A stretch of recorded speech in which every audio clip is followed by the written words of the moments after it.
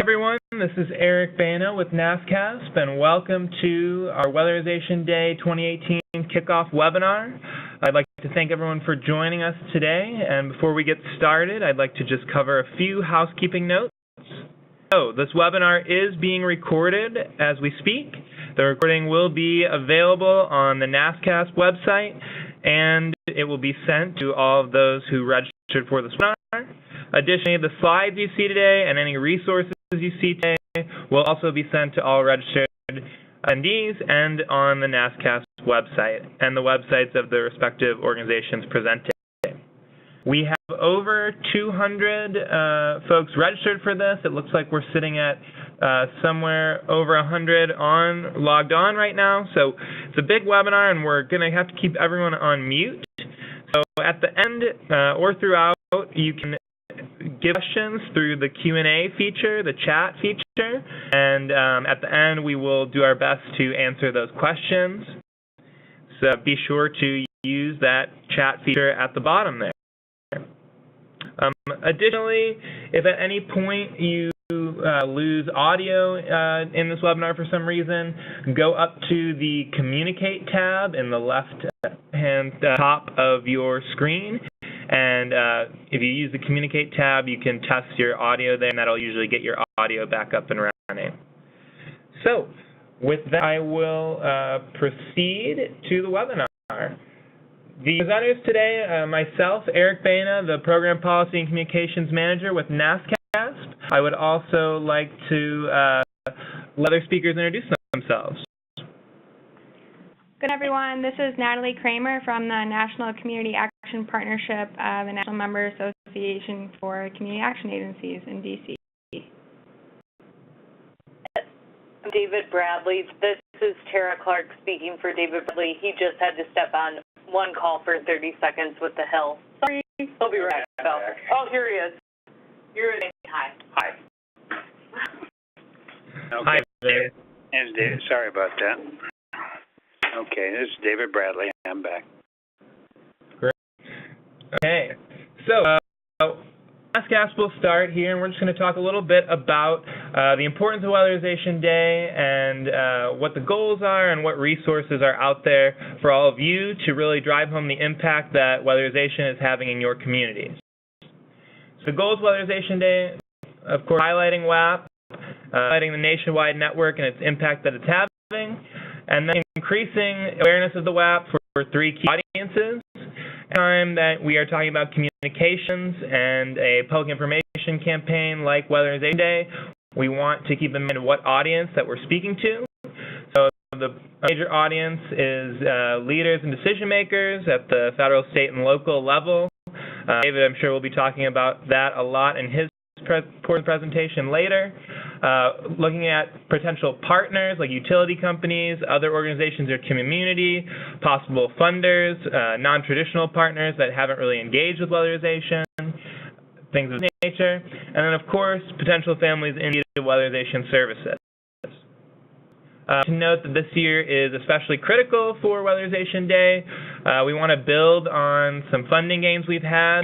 So, over the past few years, we've seen a slow ratcheting up of the DOE funding for the program.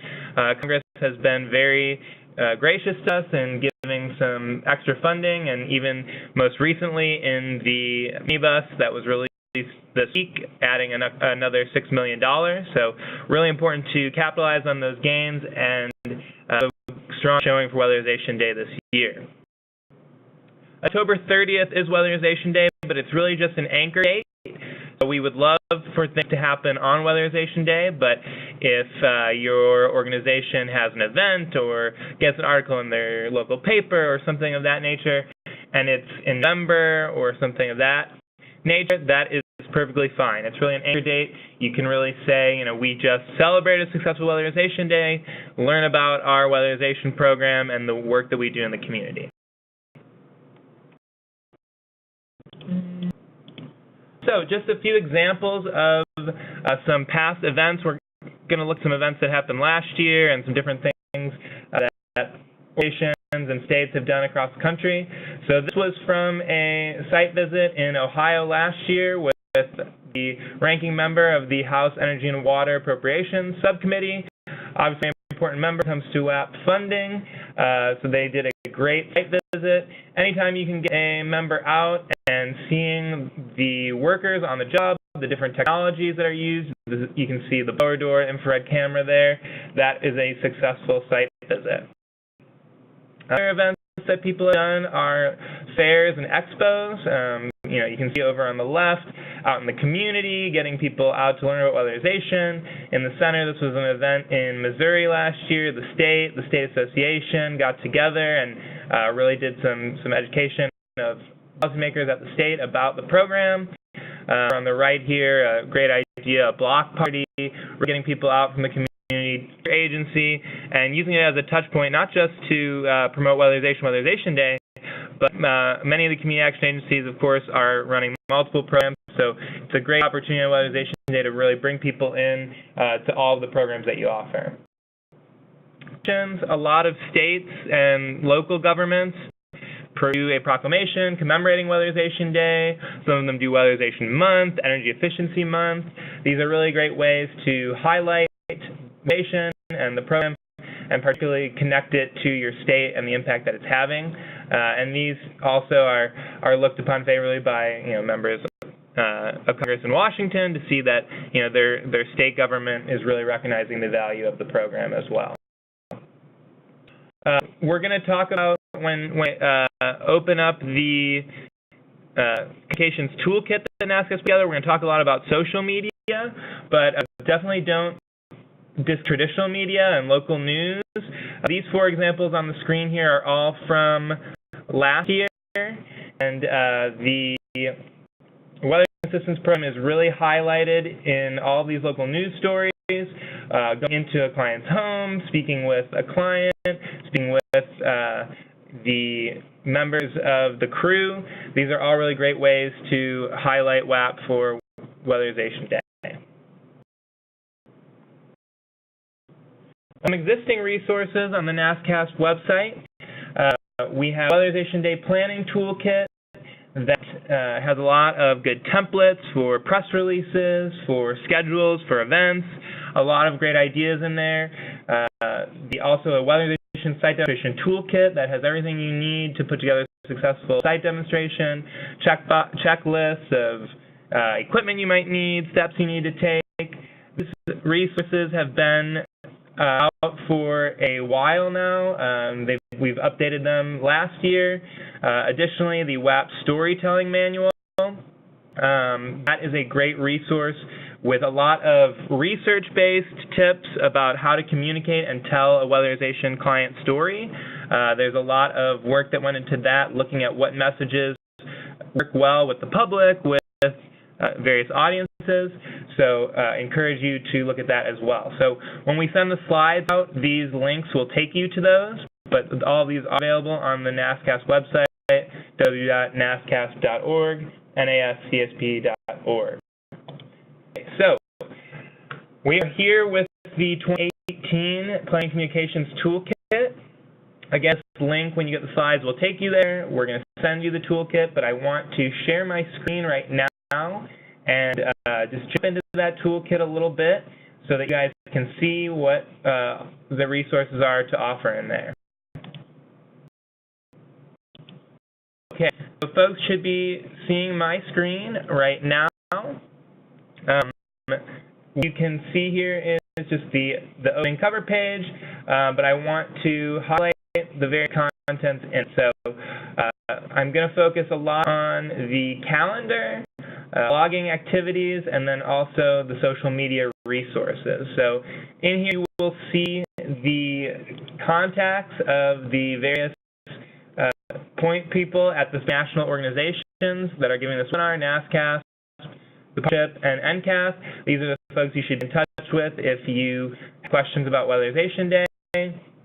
Here is the timeline of the Public Improvement Campaign. And I want to focus on the calendar. So as you can see, we have really segmented off each week to hit on a different theme of weatherization. So the first week is energy benefits and energy efficiency.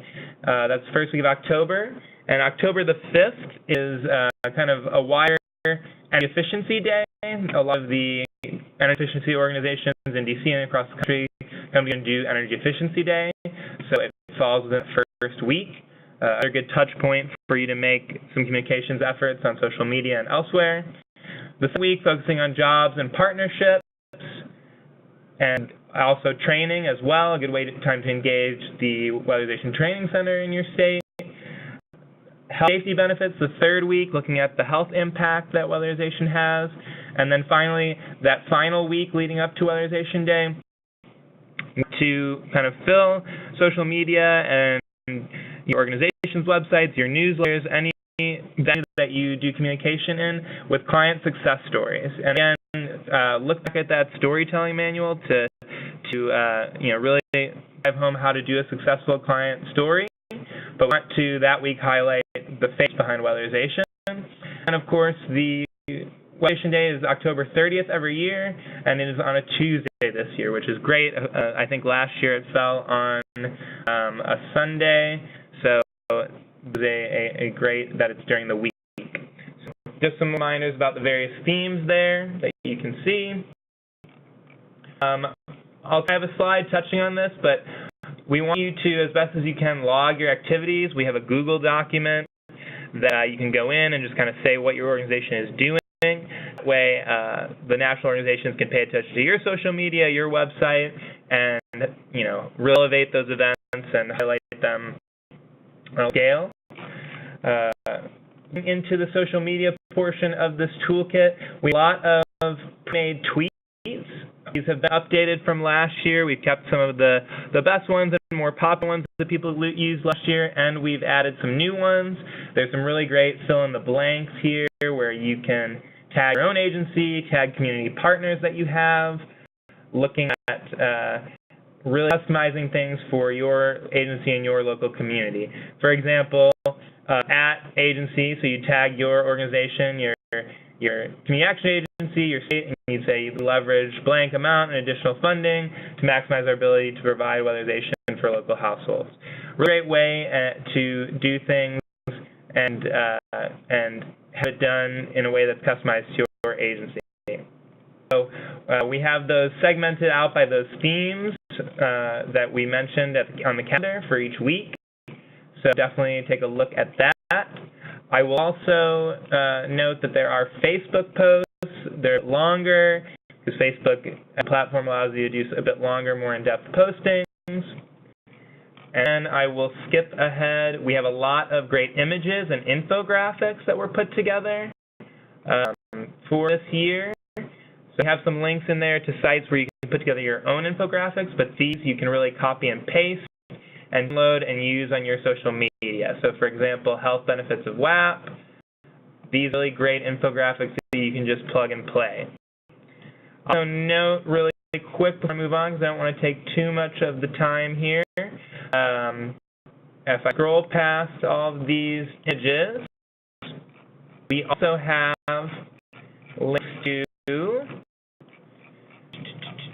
videos. So a lot of clients have been posted, videos highlighting the statewide WAP program.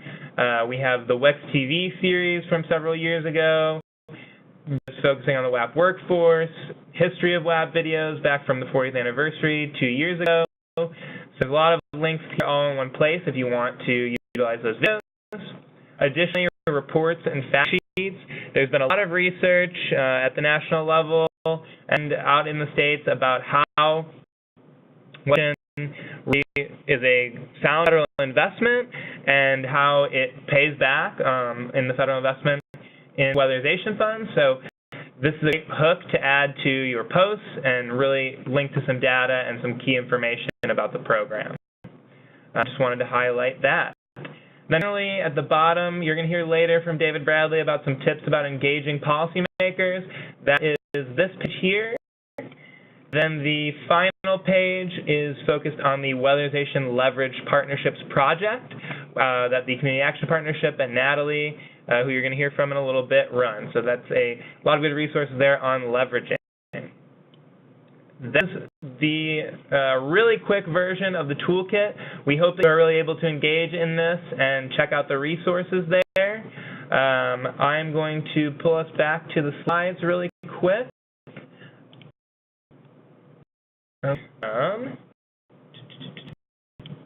Yes, another note re-emphasizing, we want you to log your activities. The link is in the slides. We'll include the link in the follow-up email. I know not everyone can use Google Docs, but it would be really helpful just so that we get a nationwide picture of all the events going on.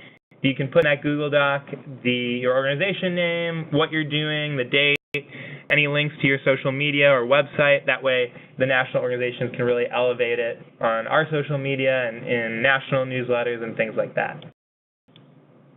Here's contact information and website and our social media.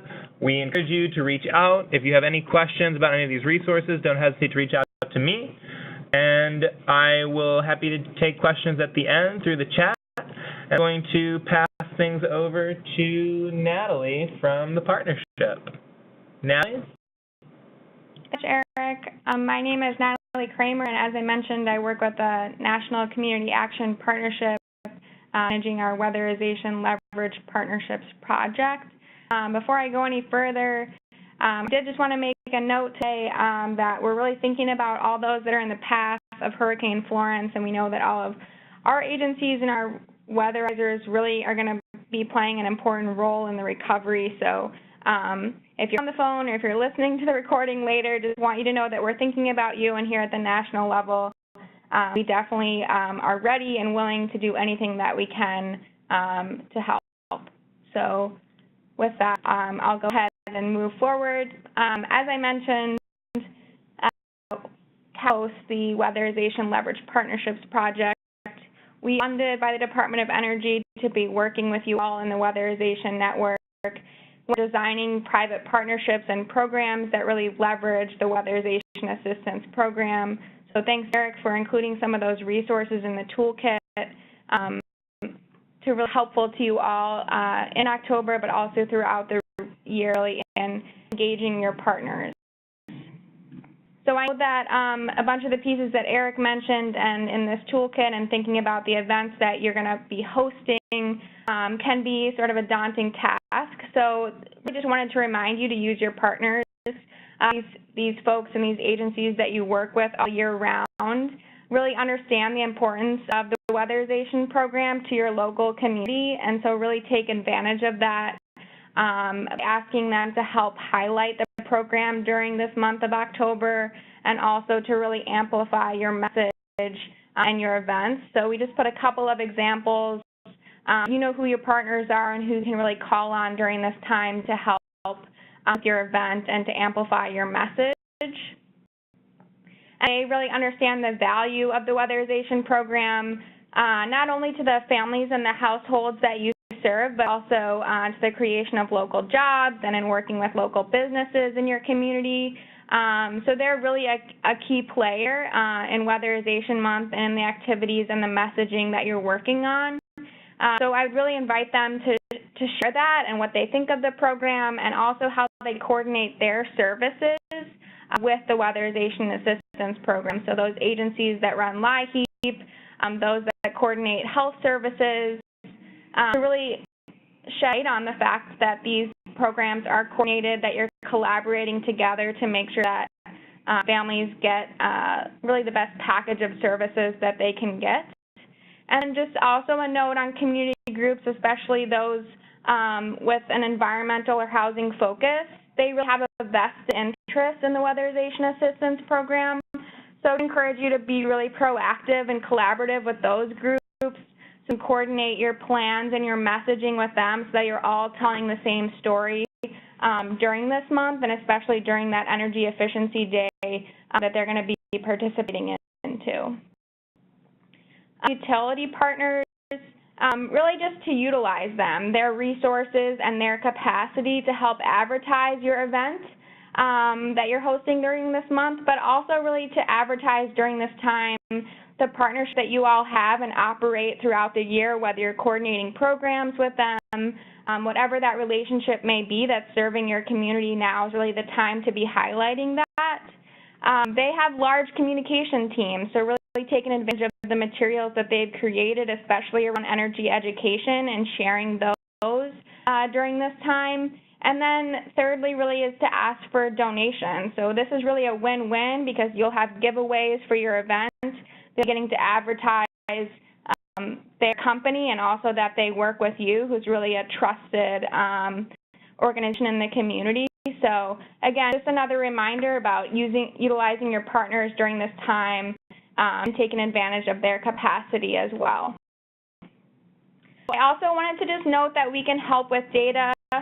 Eric noted a bunch of really great data sources that are included in the communications toolkit. And this is just really important to articulate the impact of the program. So I just put a few things on this slide. One, we've worked on what we're calling practitioners' guides, which we just excerpt where to find important statistics and findings from national evaluations that were put out. So we have a few of those online on our website. And then Community Action Partnership also hosts what's called the Engagement Network.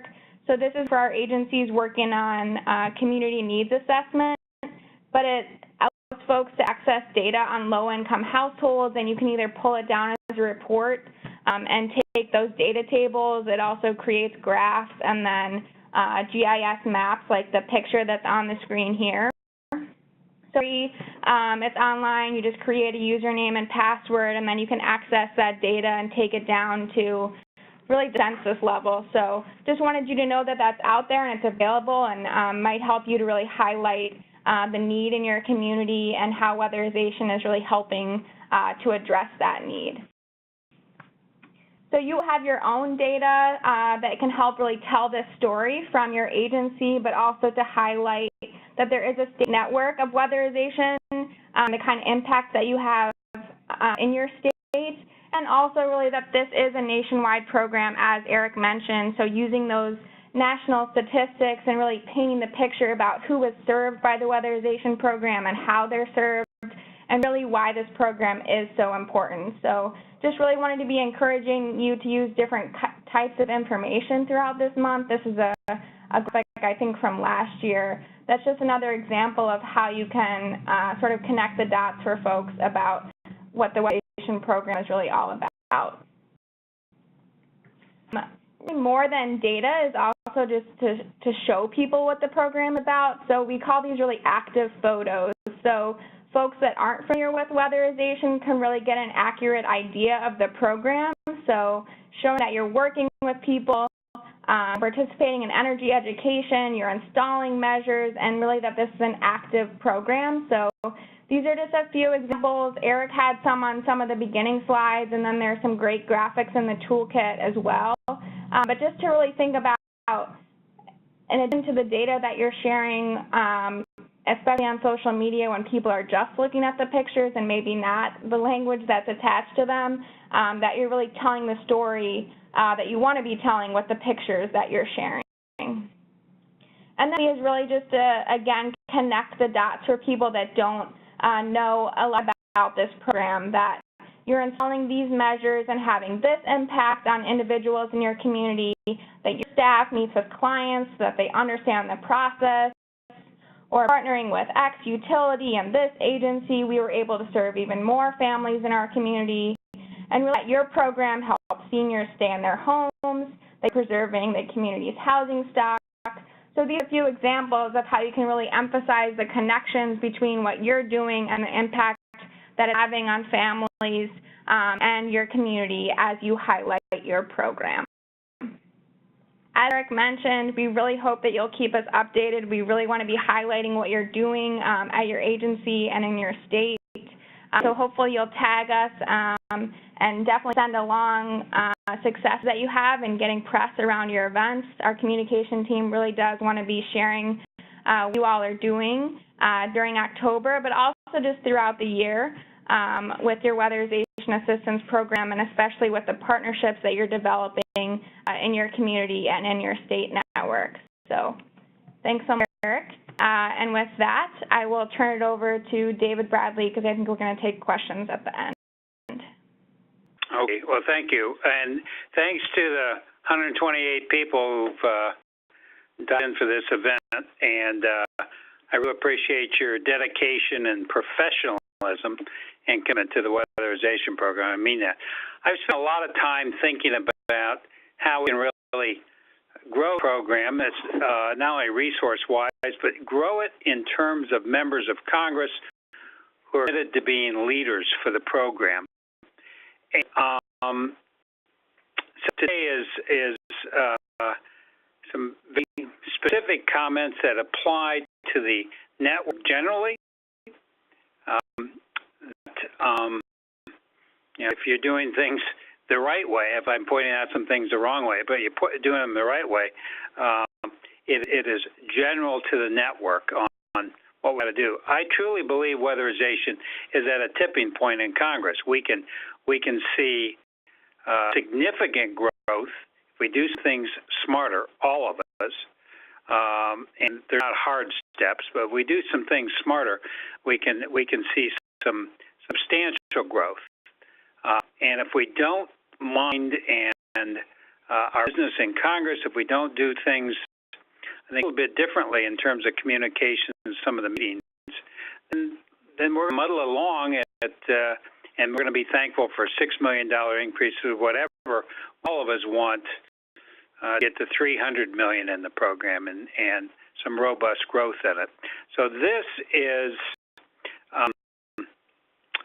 basically what I really think that we need to do. From my standpoint, we've got two things to do. My role on this. One is to talk about thanking members of Congress, why that's important, and two, what I have seen on site visits. I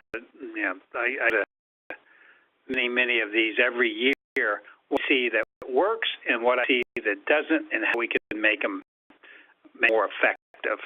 So I want to talk about, generally speaking, engagement in Congress, particularly on the after the fact thanking members. Second, little tips on what we think about in terms of when a member comes out. I've seen this 1,000 times. Who's on energy and water, and we know that Mike Simpson's in good shape and Marcy Kaptur's in good shape. We know that David Joyce is high on my target list. I work with Joyce a lot. Dan House I have hopes for. But if we look at this list, both the House and the Senate side, I will say this. We need 1 or 2 or 3 more members out of this. We need to get 1 or 2 other members who have weatherization as their top 3 or top 4 priorities. All too often, members are saying to their local agencies, boy, I support weatherization, it's a priority. Well, let me tell you, they might have 100 priorities. Our challenge is to get in that top 2 or 3 or 4 priorities. If the House flips, which you have a 70% chance of how to go Democrat, then we need to make sure that Marcy Kaptur understands that the target on weatherization for FY 2020 is $300 million. But I know that we're going to need 1 or 2 other Democrats on the subcommittee to support her leadership on that. If the House stays Republican, Kaptur's great, but we're going to need to break into 1 or 2 or 3 other, put pressure on Simpson to get to that higher level.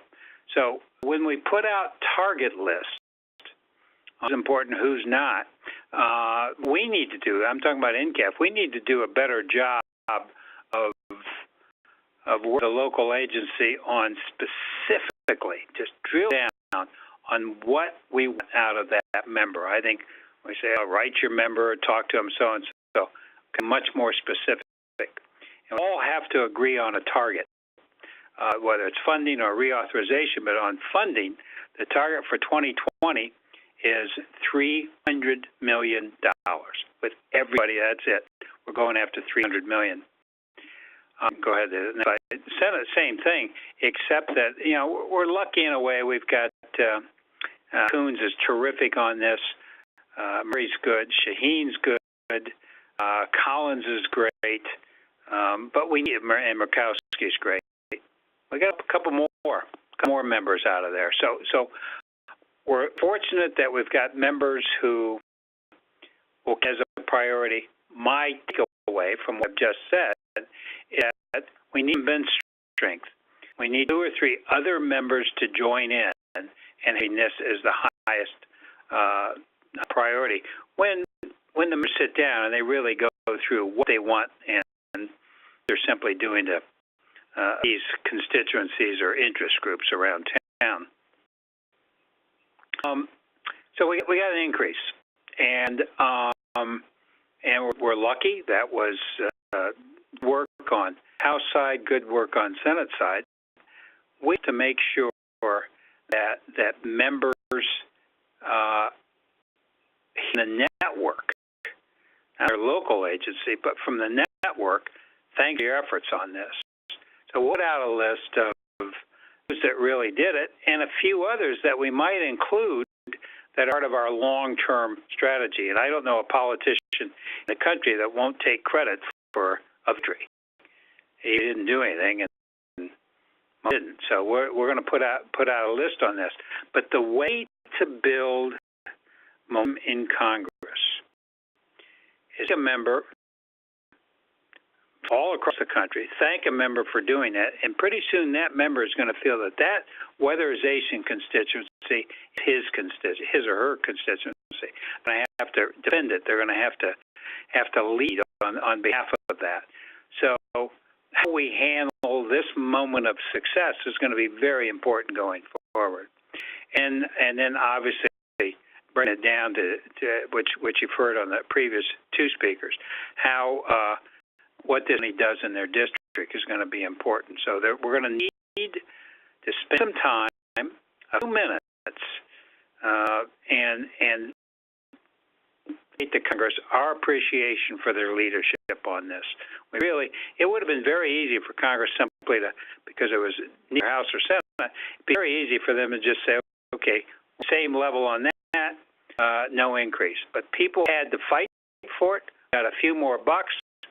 The appropriations process is a little bit cumbersome right now in some of these minibuses, and so we've got blessed. We've got an obligation to respond and let Congress know that we appreciate their help on this. So I can't how many members have said to me over the years, I get asked to do everything. Boy, constantly people ask, and if I do it, I never hear back. I never hear a thanks. We're different. We want to keep it to them. We want them to know that we know they acted, we know they helped, and we appreciate it. Second, they deserve it. We're in an environment in Washington these days that members only hear bad news. And it's, I'd like to blame Trump on that, but I think everybody deserves some blame. It's only bad news, only complaints and grouchiness and protest. Well, we want to be different. We can stand out by saying thanks. We know they deserve it. And in a very short time, you're going to see members say, I went on this program. That's a priority of mine. They're going to feel that. They're going to feel ownership on its fate. And also continues to strengthen and fortify that relationship that's so important. And the relationship is what it's all about, a member that connects not only with a local agency and what you're doing, connects us, just connects with the entire network on this. Let's go to the next slide. So I have been at good site visits, and I've been at site visits that needed improvement. So I'm a strong encourager of a site visit, of inviting. So I'll say this at the end, but if you want to, repeat itself later. Interested in the member coming out, you don't invite them or don't. You can get them. Let them know. We'll help you. You're not alone if a member is going to come out and wants to spend time and look at your, or if you want a member to come out, maybe he has exhibited no interest, but might be important to us or potentially important to us. You're not alone in seeming to have that member visit your program, and is an educational opportunity. It truly, truly, truly is. So we want that. We want next ought to be 150 site visits, where I think we're going to need it next year. And it does create an emotional connection between that member and that family and that community and the agency on weatherization. So I cannot emphasize enough how important this is. But there's some work that is required on site visits. First of all, let us know. We'll help you. I found we've seen very successful ones and others that were less than successful. So here are my sort of 15 cents worth of observations. I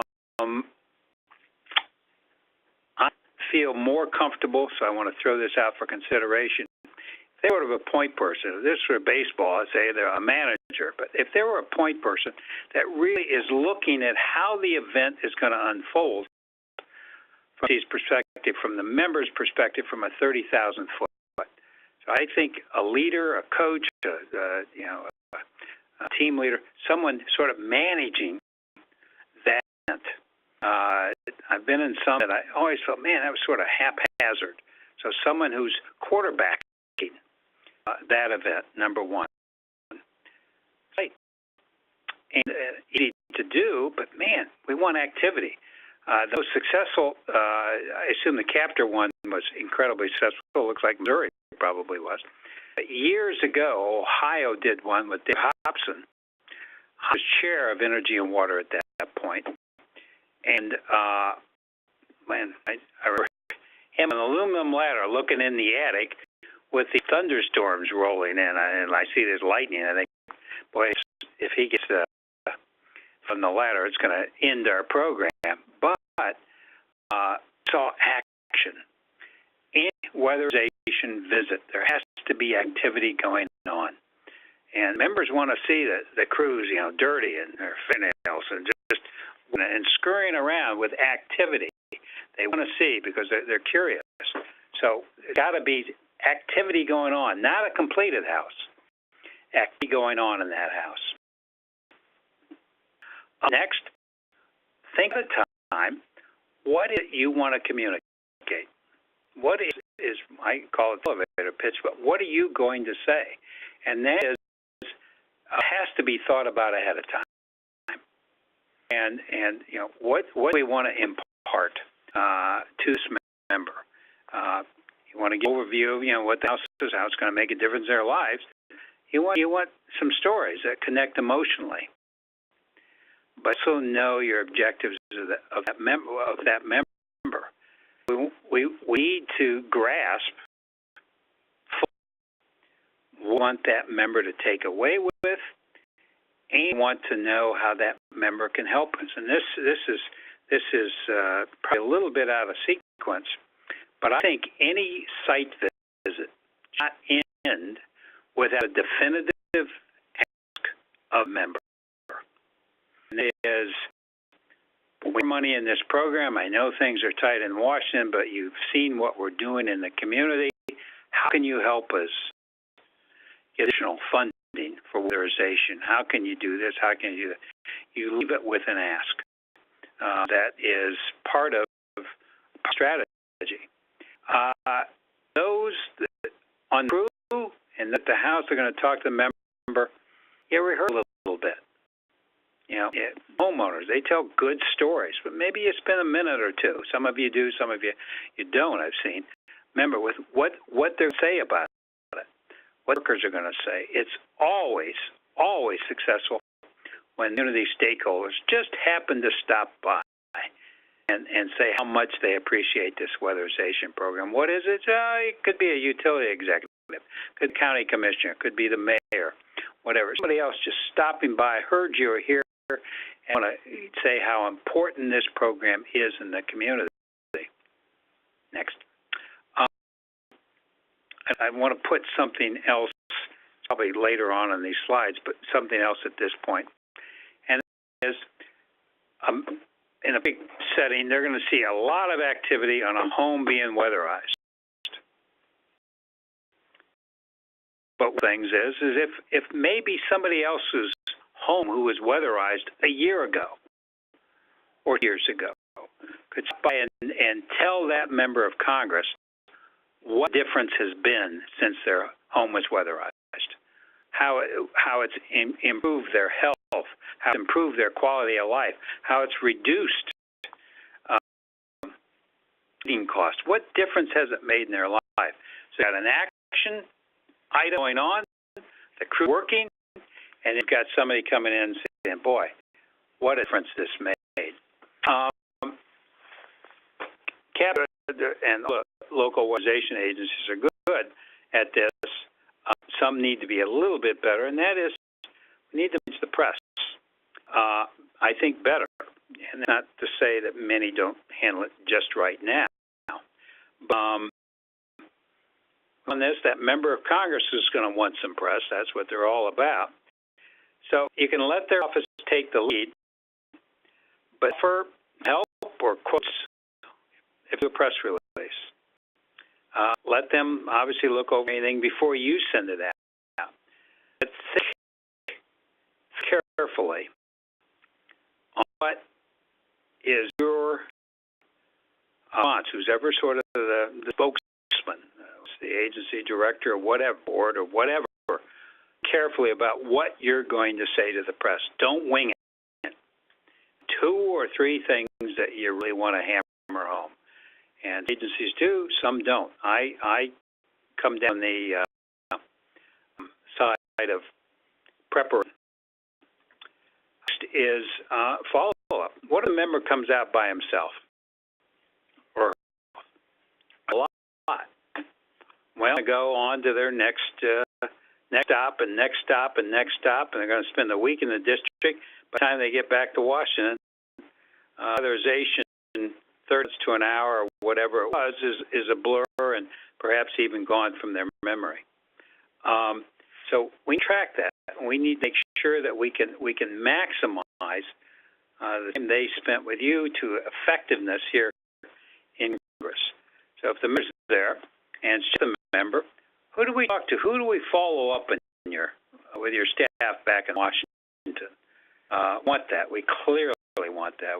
We want contacts there. Let us know how it went. Those visits occurred. How you rate it? What the member said, and what we need to do better. You can go to the next one. What we need to do better, also, and I think one of the things that's missing, is that there is a commonality of questions that members are likely to ask. I think it would be helpful. You got a member coming out. If he gave you ahead of time, sort of a compilation of some of the questions we're hearing members are asking when they go to a weatherization site. So you've thought about them ahead of time. You're ready to answer them with your own local flavor. We can be helpful on that, and we certainly would.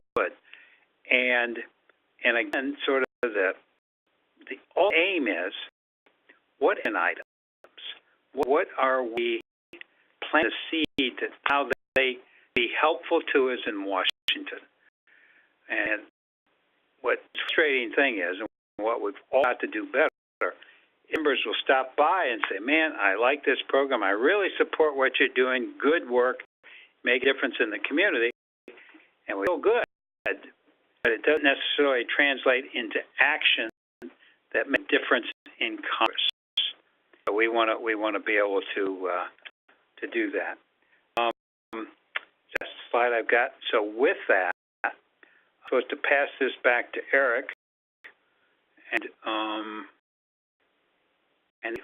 okay. So Eric, I guess I'm passing this back to you. So with that, we can turn it over. Anyone that has any questions, feel free to use the Q&A chat function at the bottom right of your screen. We will have a few minutes here to answer questions. The floor is open.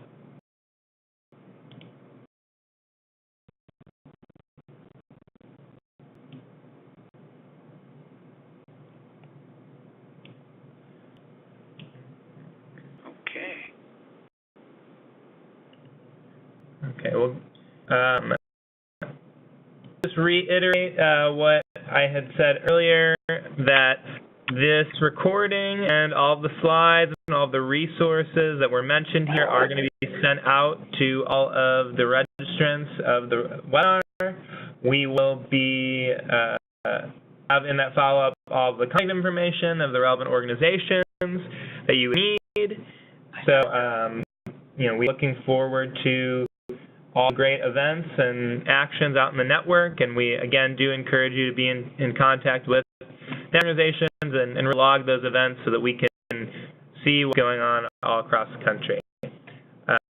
Question, when will you be sending it out? That'll be as fast as I can put it together, so expect it this evening or tomorrow morning. But the toolkit is live right now on NASCASP.org. If you go to www.nascsp.org, you click on WAP and then click on Advocacy, you'll see a tab for Communications Toolkits, and you can click and you'll find it right in there. So you should be getting this toolkit within the next 24 hours. So.